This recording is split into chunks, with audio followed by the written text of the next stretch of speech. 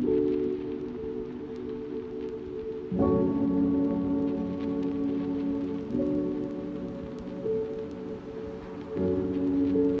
guys, what's up? Welcome to or back to my channel. My name is Dani, and today we are going to be talking about something that I am super passionate about and that I think is super important in the type of industry that I work in, which is finance. I feel like a lot of people my age are just not super knowledgeable about finances, which is perfectly okay. We're on a learning journey together. I am barely in my later 20s and just barely finally learning about finance and getting my finances in check. So I'm here to share my journey and my personal experiences with you, so that way you guys can also learn as well. So obviously, if you guys watch my channel, then you already know that I do a lot of different things. I am an exotic dancer, go-go dancer, aerialist. I also do promotional marketing. So basically all of those are like in the nightlife service industry, and I am also considered self-employed and an independent contractor.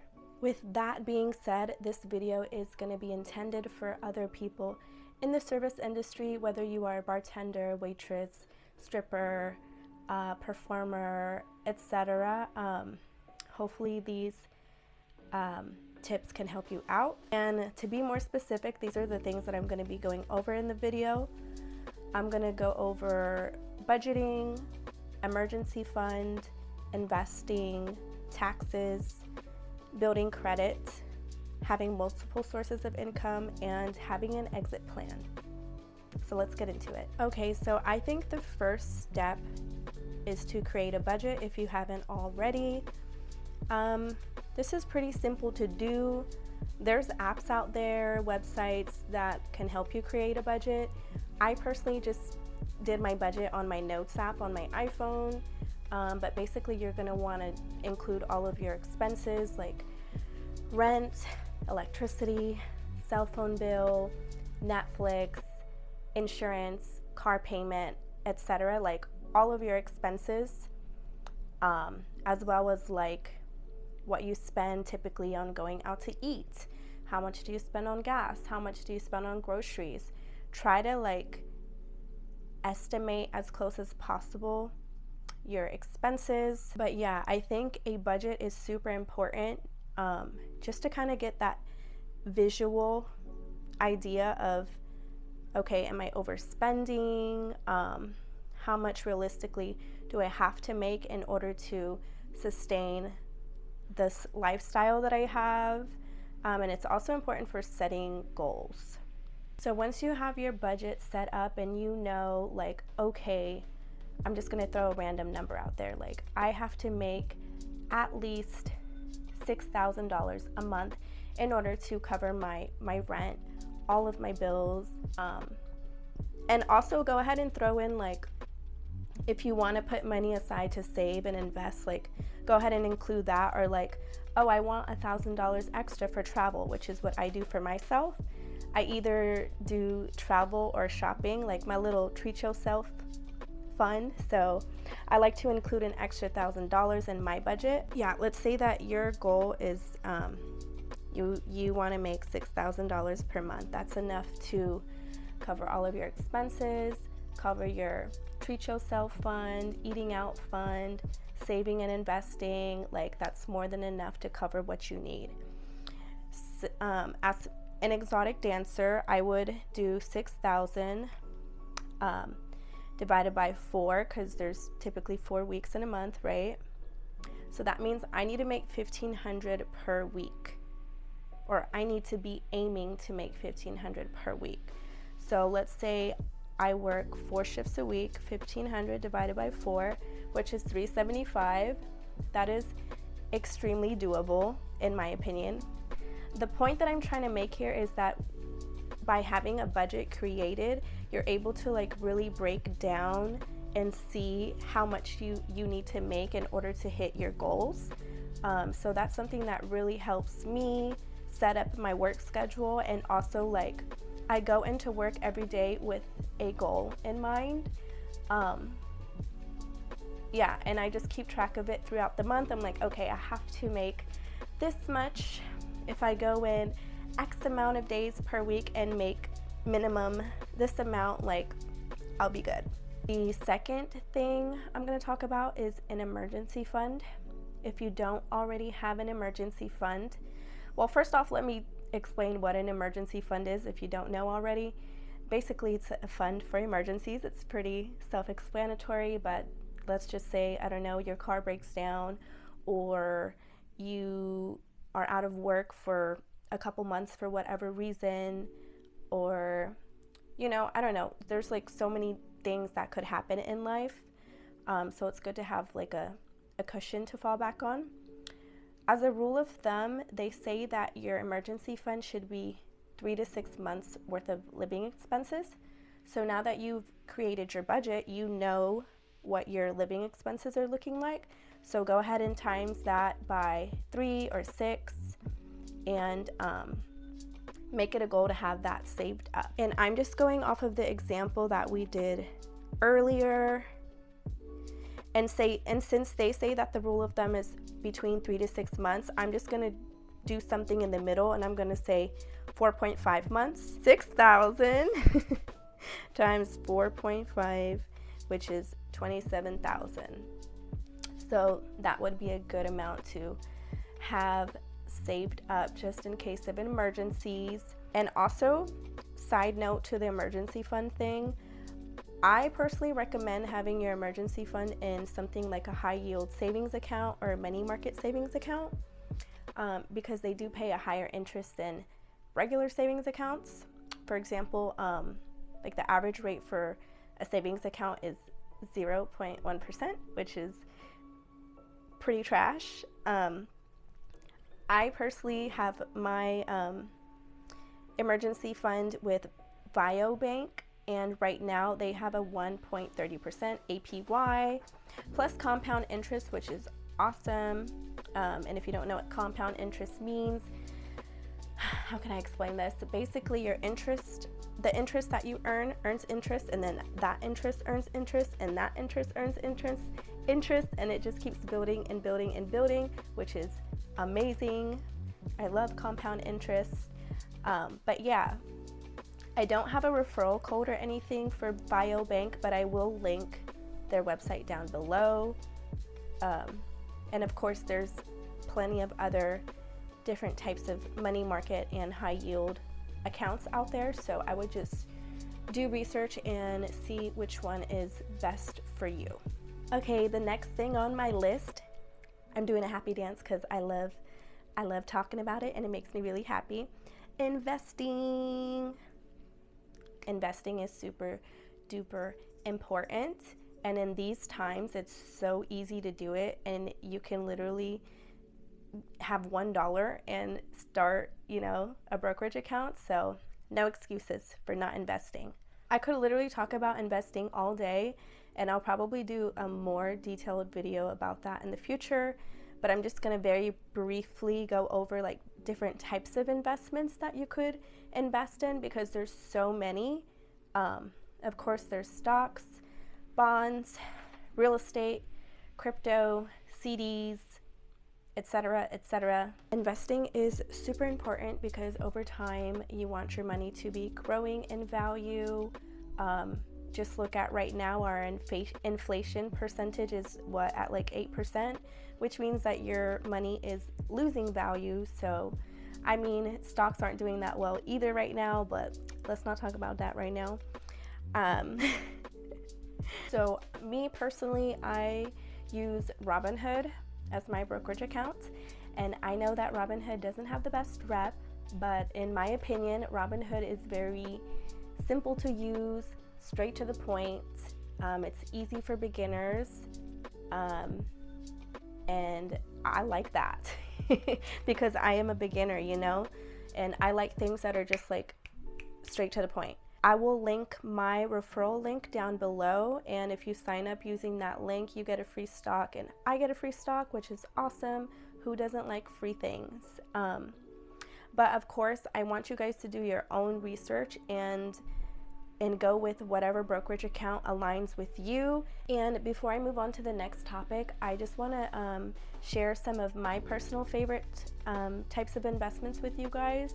So I absolutely love dividends, which are types of investments that pay you to invest in them, if that makes sense. I feel like that's the most simple way to put it. For example, if there's a stock that pays a dividend, they are going to pay you a percentage based on how many shares you have, either every month or quarterly, which is really awesome because especially like right now, while stocks are not doing so well, I'm still getting paid my dividends just to hold those stocks.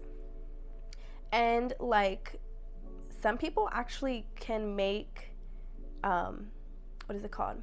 Like passive income. Yeah, I guess you could consider that passive income if you have enough invested, but you're definitely going to have like 6 figures, 7 figures invested in order to have like enough passive income to supplement your income, if that makes sense. Aside from dividends, I really like REITs as well, which is real estate. It's kind of a cool way to, get invested in real estate without actually owning a physical property. My favorite REIT is called Realty Income. I like my money market account. I already spoke about that earlier. Honestly, I'm invested in a lot of different things. And that's another thing. They always say don't put all of your eggs in one basket, so it's really important to diversify. So that would definitely be another tip that I have for you guys, is don't put all of your money into crypto or like one specific thing. Make sure your money is spread out throughout different types of investments. And if there's another tip that I have for you guys on investing, is do it long term. Do it long term. Do not panic sell, and just hold your stocks until they hopefully gain value. Depending on what you're investing in, they should gain value over time. Plus, if you sell within less than a year, you're going to have to pay a higher tax rate. So I would recommend holding on to a stock at least a year.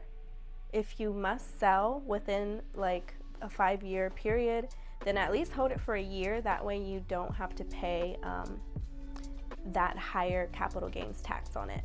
And one more piece of advice: say that you do happen to sell and you end up losing. I guess they call that capital loss, right? I don't know.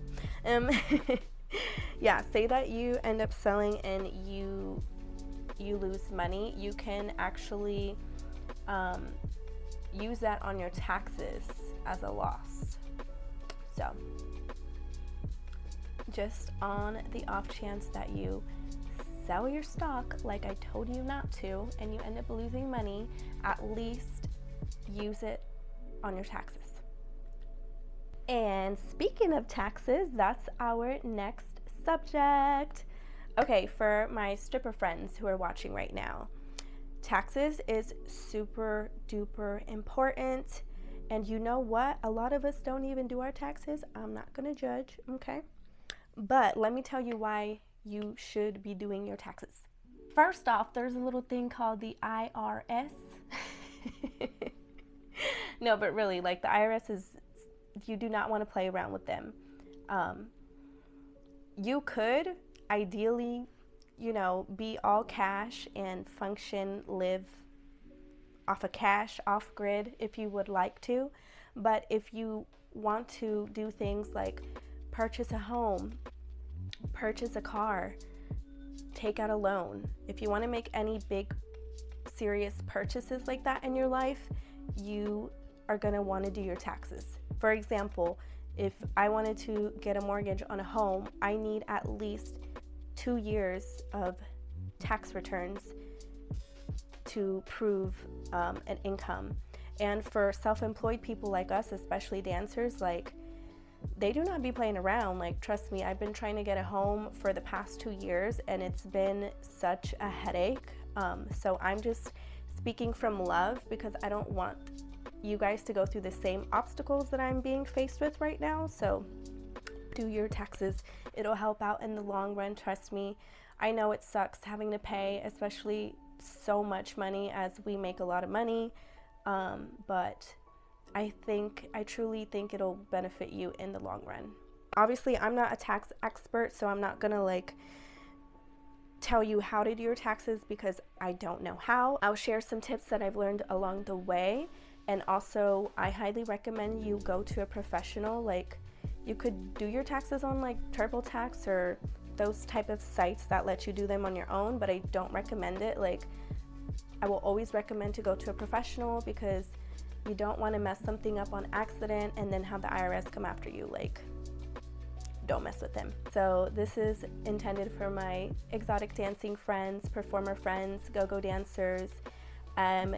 Keep all your receipts for things that you use for work, such as cosmetics, costuming, dance classes, fitness, like gym memberships, dance equipment. Literally anything that you use for work, you can probably write off. So keep them. If you are unsure if you can write it off or not, then ask your tax specialist. But my tax lady told me, like, yeah, you can write off basically anything and everything that you use to maintain your appearance, because that is part of my job. So definitely take advantage of those tax write-offs if you don't already. If you owe more than $1,000 for the year, right, in taxes, you are gonna have to file quarterly taxes on the IRS website, or else you are gonna get penalized and owe, like, I don't know, I think it's like $100 and something fine at the end of the year.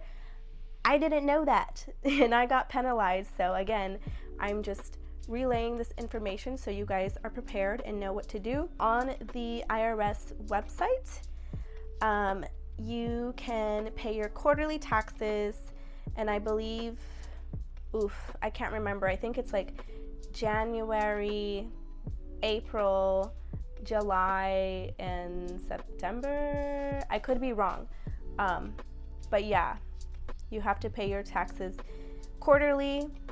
So what I do is I make a, on Google Sheets, it's free to sign up if you don't have like Excel or Word.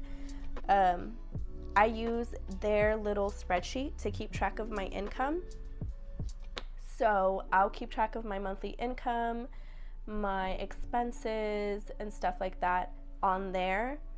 And then from there, my tax lady said that you technically have to pay 15% of what you make in taxes. So for example, say that last month I made, I don't know, 7,000. Then I would multiply 7,000 by 15%. 7,000 times 0.15, 7,000 times 15. So I would owe $1,050, and I make note of that. And also it's very important to go ahead and put that aside, like put it aside as you go. That way you're not like scrambling for the money once it's time to pay and you're like, oh shit, I wasn't saving or putting my taxes aside. So very important to calculate it. 15%, go ahead and put it aside. That way you're not tempted to spend it or, you know, do anything with it. You already have it ready to pay when your quarterly taxes are due. And you can pay your quarterly taxes online. It's very easy to do on the IRS website. And then at the end of the year, you would, I guess, get with your tax specialist. My taxes are very tricky because I have multiple sources of income, so that's where I'm coming from. But yeah, I would assume that you just like at the end of the year go to your tax specialist to make sure that you pay the right amount, you give them your expenses, and maybe see if you get money back or if you have to pay more. Unfortunately, as dancers, and considering how much we make, we're probably not going to get any money back unless your expenses are exceeding the amount of money that you make, which is probably very highly unlikely. But yeah, so that's all I have on taxes. All right, for our next subject, I'm going to be talking about building your credits. Building credit is also very important for those big purchases that we want to make in life, like our dream car, our dream house. Maybe we want to get a business loan to start up our own business. Whatever it may be, you're going to have good credit to do so. How do you build good credit? You get a credit card. It sounds so stupid, right? Like, well, how am I supposed to get a credit card if I don't have credit? Anyways, I have 2 credit cards right now that I'm going to talk about. One is the Freedom Unlimited with Chase, which was my like starter credit card. And then another one is the Chase Sapphire Preferred, which is more intended for like travel. It's a great travel credit card. They both have different pros and cons, and I'll briefly go over both. So with the Freedom Unlimited, you get a $200 bonus for signing up, and then 5% gas station cash back. There's no annual fee, which is great, especially if this is your first time getting a credit card. There's 1.5% cash back on all purchases, which is pretty awesome. The Chase Sapphire Preferred, I love this card because I personally love to travel. So you get 60,000 bonus points when you sign up, which is, I don't know off the top of my head how much points that is equivalent to for travel, but I got that bonus. And you get that bonus after spending X amount within the first 3 months. For me, it was 4,000, and that was really easy for me because what I did was I just I used my credit card to pay like my rent and my bills, which easily amounted to over $4,000 within 3 months. So I got those 60,000 bonus points, and I actually used them on a round trip to Paris.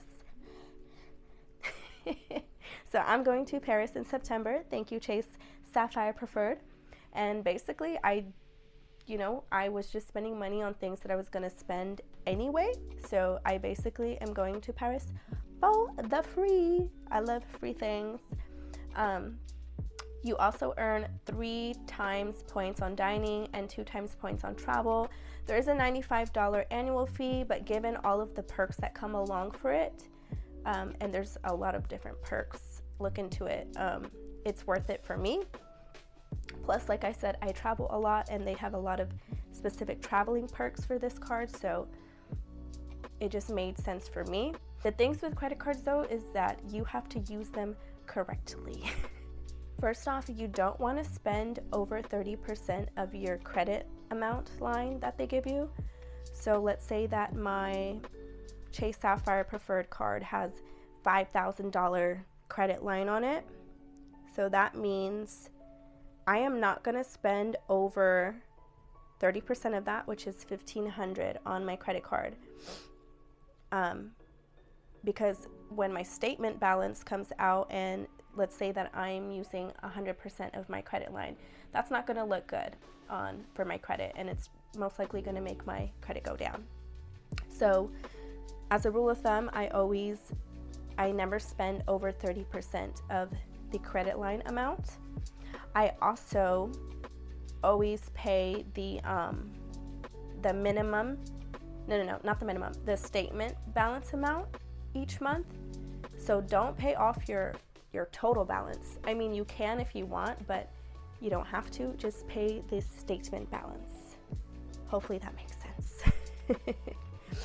Because if you don't pay, say like you pay the minimum amount or you don't pay anything at all, don't do that first off. That's how you're going to end up owing interest, and you don't want that to happen because a lot of credit cards have like really high interest rates, and that's how they get people, that's how they make money. So you don't want these credit cards to play you, play them. Like, there's literally such a thing called credit card hacking. Look it up. Everyone always says that credit cards are bad, don't use them, stay away from them, but I totally disagree. If you know how to use them smartly, they are incredibly effective, and they have so many different perks and cash back that you can earn. Like, I literally get so much points from my credit cards every month, just from spending money on things that I would be spending on anyway.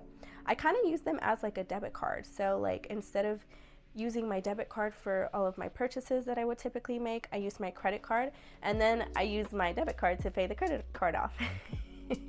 So I kind of like hack my credit cards a little bit in that sense. I'm going to link down below both for my referral code for the Freedom Unlimited, which is the no annual fee card, and then the Chase Sapphire Preferred, which is the 95 annual fee card, which is more for travel. But yeah, both of them are great cards. If you are brand new to credit cards, then I would probably recommend the Freedom Unlimited. If you are someone who likes to travel and maybe you want to get into credit card hacking to take advantage of those really great deals and perks, then I would recommend the Chase Sapphire Preferred. Okay, last but not least, guys, is have an exit plan. Have an exit plan prepared, because as much as I love dancing, I know I cannot do it forever, and you know, we get used to that type of money, and it's really hard to transition into like a regular job.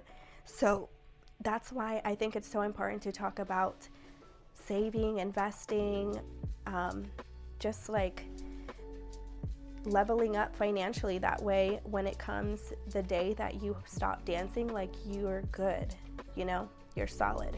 And an exit plan could look differently for everyone. Like, obviously it's going to be different for everyone. Your exit plan could be, maybe you're going to start your own business, or maybe you are using dancing as a way to pay for college so you can get a degree to work your dream job.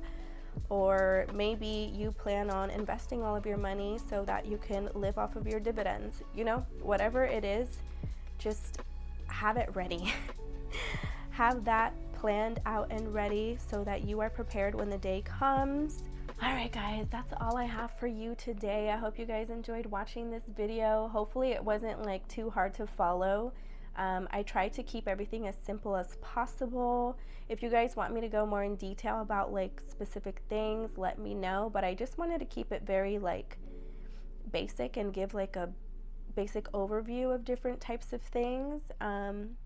But yeah, I hope to make more like financial videos in the future. Let me know if you liked this one. Alright guys, have a beautiful and blessed day. Make sure to subscribe, comment, and like if you haven't already, and see you guys in my next video.